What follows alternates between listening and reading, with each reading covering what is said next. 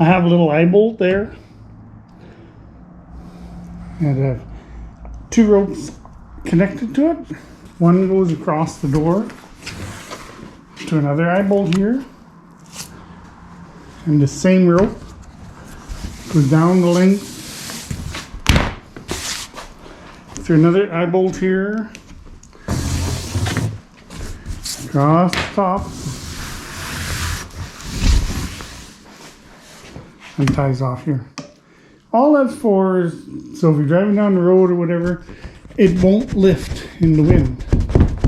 It just won't lift up. And the door won't accidentally come flying open. When you're putting meat in, okay, that's only for when you're traveling with it. Or if you're parked and sleeping in it, then you'd want the top piece. You wouldn't need the door, of course. Just got to remember to bring the rope with you so you can tie it down when you put your moose in there. You may wonder why I made the top in pieces. Well, that is because it's wider than 4 feet. It's like 50 inches. Not much wider, but wide enough. I didn't want to buy a whole nother sheet of styrofoam just to put a solid piece across here. I had lots of extra pieces, so I just taped them up. It's very light, it comes off, it's pretty sturdy.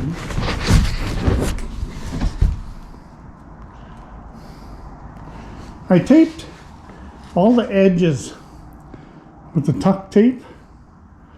It's for when you put a vapor barrier, and this helps to keep the styrofoam going in those little particles. It's not expensive styrofoam. You could use expensive styrofoam if you wanted to. You know, the pink stuff? It's a denser foam. It doesn't go in the little bubbles like this stuff does. But what the heck? This works just perfectly well.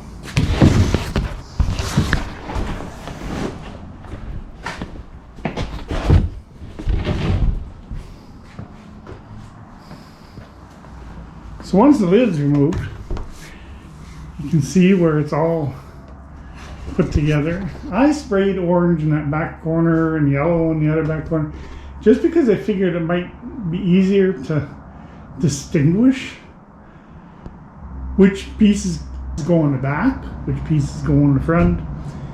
But after I thought about it, well, it was pretty hard to miss that this side is the front, like the side is going to be facing the tailgate, because you got to be able to open your door, and if you face it towards the cab, you're not opening your door.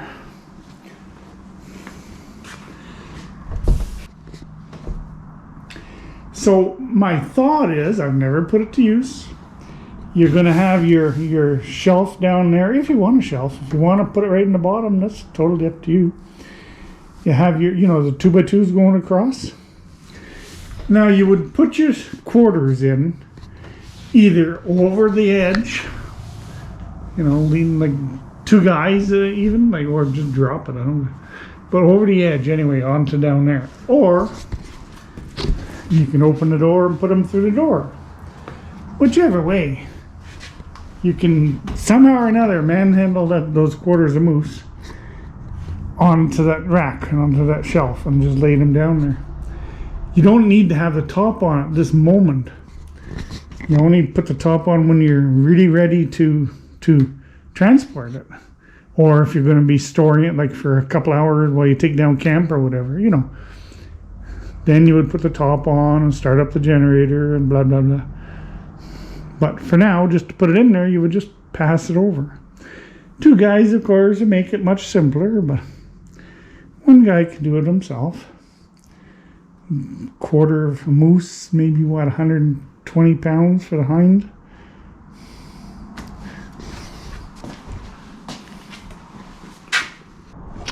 I used foam backers. You can buy it at Canadian Tire or Home Depot, whichever.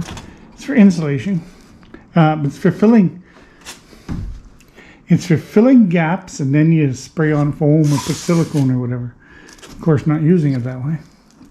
So before you take this apart, you have to open them up just a little bit. You notice they're on the sidewalls. They're not screwed to this wall. Screwed to the sidewalls. And then remove it. Roll it up, store it away someplace. Now I'm not sure if this is the best method. Like, then you've got to keep this foam around all the time, make sure you don't lose it, and you got these things stuck out. I bent the edges over so you don't get cut on them, like they're bent, squished over on all the edges. But I'm wondering, maybe it's just simpler to take masking tape or something. Just run a strip of masking tape down without these things. I think that would work maybe a little better, easier, simpler.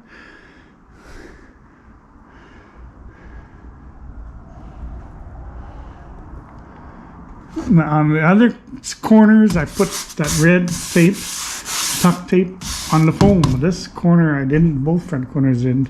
Simply because I put this on, the pegs on, and I forgot to put the tape on.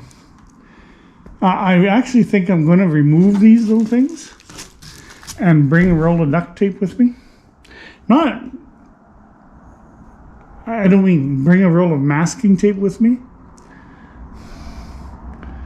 And I'll probably end up putting the red tuck tape on the styrofoam and this wood, like I did the other corners. You'll see them. And that way, when I put the masking tape on, it'll just peel off after. I think that's going to be the best way to go. Something for you to think about. Well, that's the way I'm going to do it. I'm going to remove these metal clips, put the red tape on. I'll show you the red tape after I'm done it. I'm going to do it right now. And then I'll show you. I removed all those metal brackets that hold the foam backer rod. Because just seemed to me over a period of time it was going to become bad and you're going to have to replace. So just cheap masking tape, like painters use. Bring a roll of that with you. Doesn't stick, like you wouldn't want to use this red stuff. You'd never get it off again. You can put this on the outside like I'm doing here, or on the inside.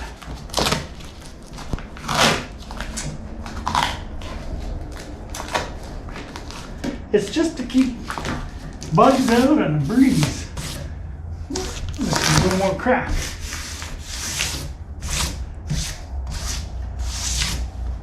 So that's it. Perfect seal, no worry about it. When it comes time to take it apart to move it or whatever, you just grab it and peel it off. Easy. That's going to be much better and simpler, I think, than the backer rod. Just make sure you have a roll of masking tape in your truck. So, taking out this front piece. Easy as that. I'll describe it a bit to you.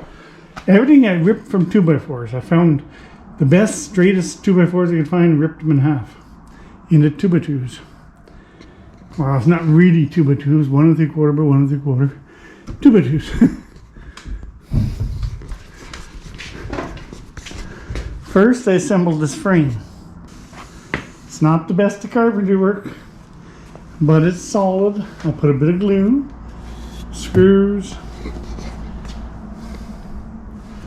This side's the hardest, which is not very hard, because I put a little door in, so I put a little cross piece in, another extra up and down.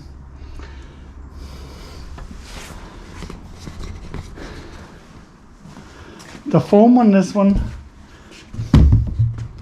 I used screws in the little green thing because I didn't want to bang too much. The glue was still wet.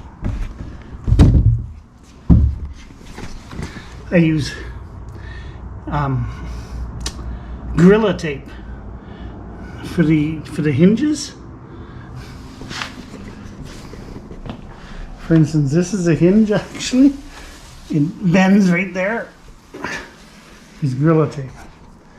Now this top and bottom, both ends have it.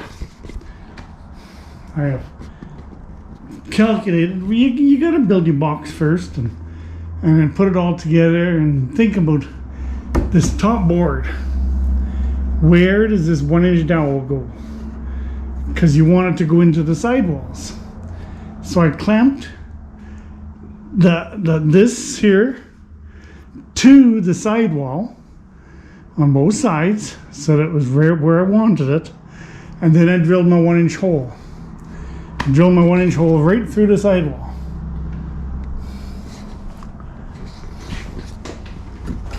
Don't know if I made enough.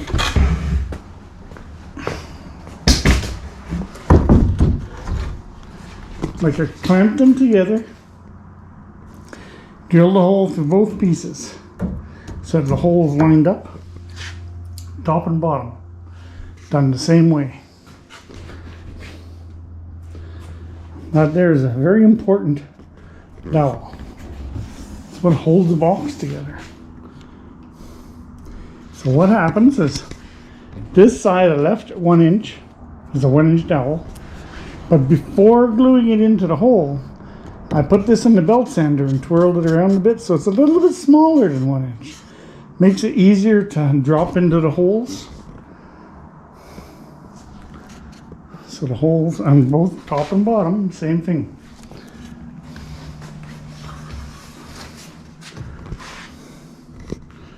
So I put sanded this down. It's pretty weird looking if you really look at it. But anyway, it's a 1-inch dowel sanded down on a belt sander. Just to make it smaller so it can easily fit in those holes. You can see where the tape, is a hinge. Works great. But you have to be able to visualize this and have a little knowledge of carpentry.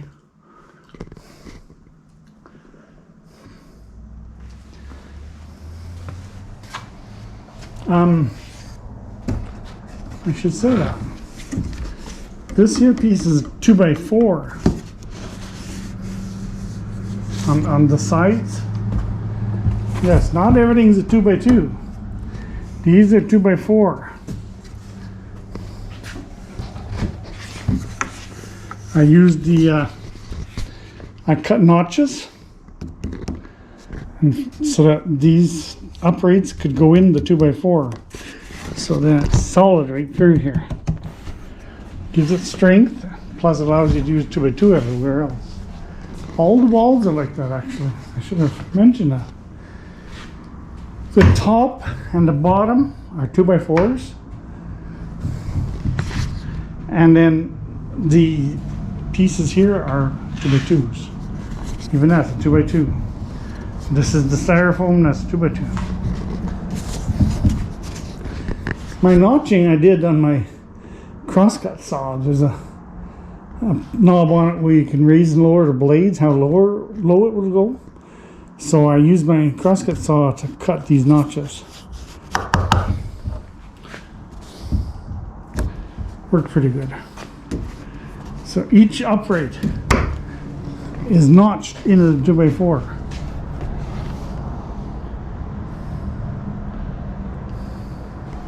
It looks like a lot of work, but it actually went together very fast.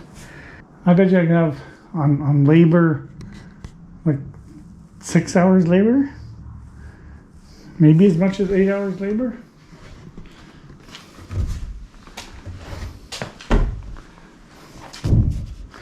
All the corners are done the same. Like I say, instead of putting the masking tape on the outside, you could theoretically put it on the inside. But being on the outside, it's so much easier because this tape, the masking tape won't stick that great to it. So it comes off so easy. All the styrofoam is nailed to these upright 2x2s.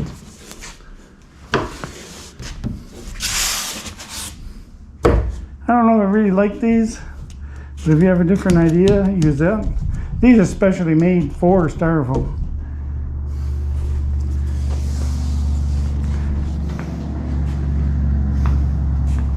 Well, I'm going to take the unit apart now and put it in my trailer.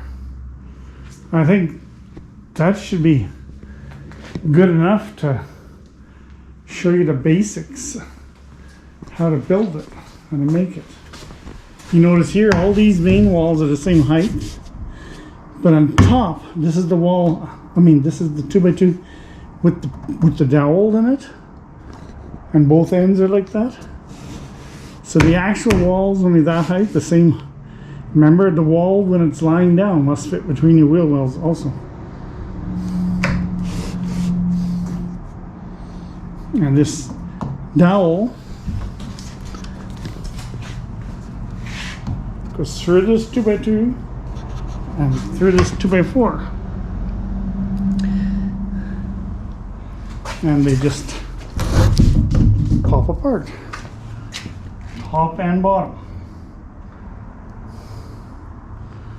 Well, I hope this helps you think about, do I want to go through building something like this?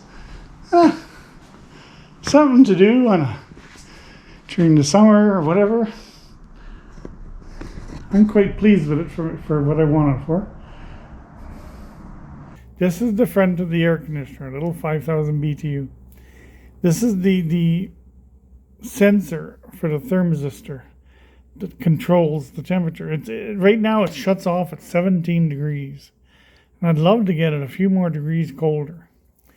The air from the room passes the cooling sensor. So when the room hits 17, it shuts it off. I'm going to try and coil this someplace different, tuck it in here, put some insulation around it or something. If I can only gain a few degrees lower, I'll be happy. So I've put a little plastic tube over top of the exposed metal sensor, wrapped it up with some insulation,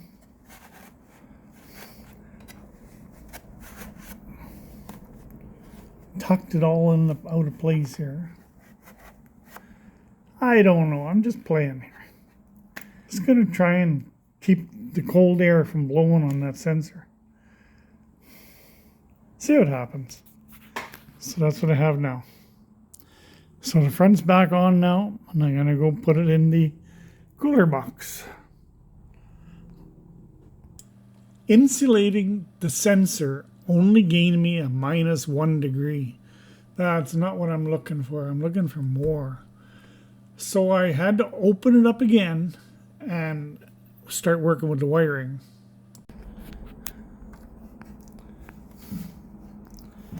Inside here, there's 2 contacts on the thermistor.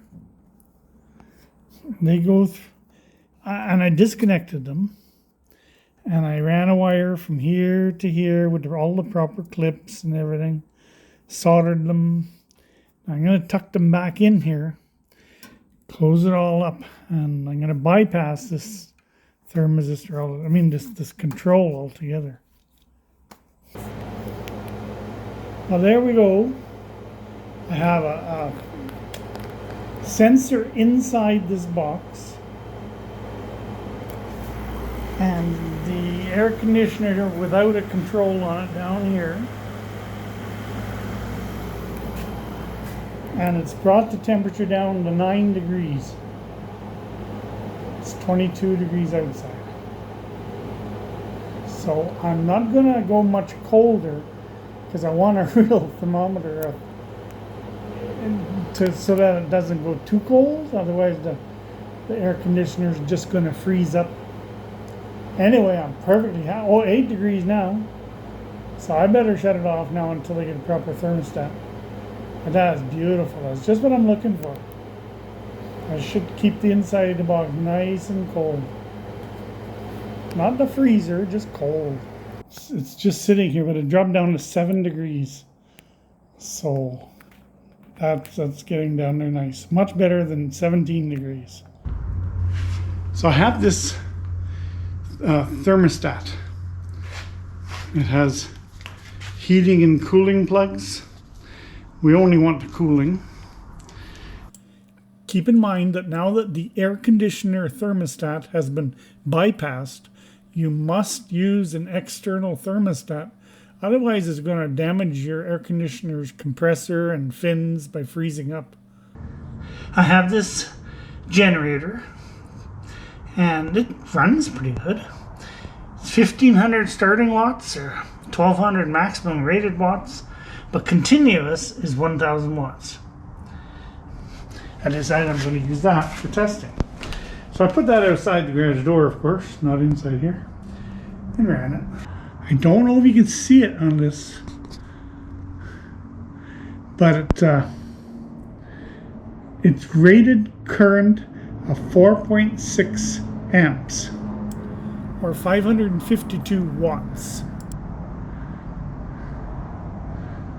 And when the air conditioner starts, the starting wattage is a little bit higher than what that little Champion can put out normally. The sound of it dims like brrr, and it goes just low enough that it resets the thermostat cable, and it starts all over again because it counts down for 3 minutes before starting. So then it doesn't work. So I had to increase the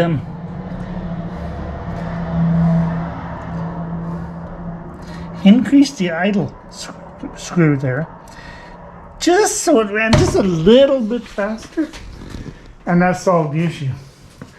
But I would suggest, if you haven't already bought, if you don't already own a generator, because I just want a small one. I have a big 5,000 watt one, but my goodness, don't want to bring that around.